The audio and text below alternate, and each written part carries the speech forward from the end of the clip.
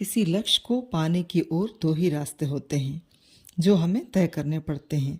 एक, मन में यह भावना का होना कि हम जो भी चाह रहे हैं वो हम कर पाएंगे, और दूसरा यह कि हमने कुछ करने का मन में ठान लिया है तो उसे करने के तरीके क्या होंगे।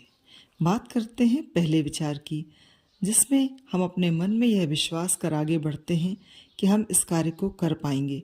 बस इतना सोचना ही आगे के सारे रास्ते खोल देता है। यदि आपके इस विचार में ही डगमगाहट है तो उस रास्ते में आगे बढ़ते वक्त हमेशा आप लड़खड़ाते ही रहेंगे। तो जब किसी लक्ष्य को, किसी चीज़ को पाने का विचार मन में आया है, अर्थात वहीं से आपकी एक यात्रा शुरू हो गई है उस ध्येय की ओर। यह विचार ही इस समय सबसे अनमोल है, क्योंकि आगे का सब कुछ उस विचार पर ही टिका है। विचार डगमगाए तो राहें भी डगमगाएंगी। तो लक्ष्य मन में आया है, उसे विश्वास के साथ, मजबूती के साथ संभाल लें।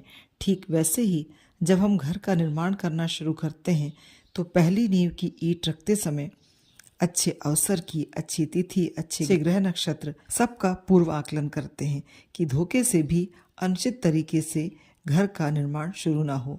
तो यह सोचिए, लक्ष्य को पाने का विचार कितना उत्तम है, कितना श्रेष्ठकर है, पवित्र है। वह किसी यज्ञ से कम नहीं, किसी संकल्प से कम नहीं। तो जब भी मन में कोई लक्ष्य या ध्येय मन में आता है तो यह सोचना शुरू कर दें, यह संकल्प के जीवन का निर्धारण करेगा, आपको वो सब हासिल करने का माध्यम बनेगा जिसकी आप चाह रखते हैं। यह ध्येय मन में आया ही इसलिए है कि आप उसे करना डिजर्व करते हैं, आप उसे पाना डिजर्व करते हैं।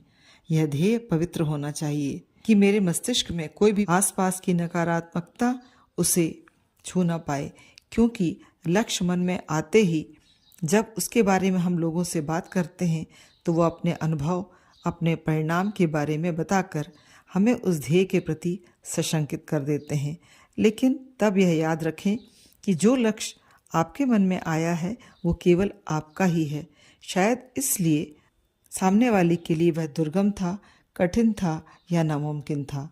जिस तरह एक पौधे को बड़ा करने के लिए जब हम उसका बीज रोपते हैं तो उसके प्रति बेहद सजग रहते हैं, उसे मिट्टी में दबाकर रखते हैं ताकि वह इधर उधर ना बिखर जाए, बाहर के आंधी तूफान उसे उड़ा ना ले जाएं, या वह बाहर के वातावरण से खराब ना हो जाए।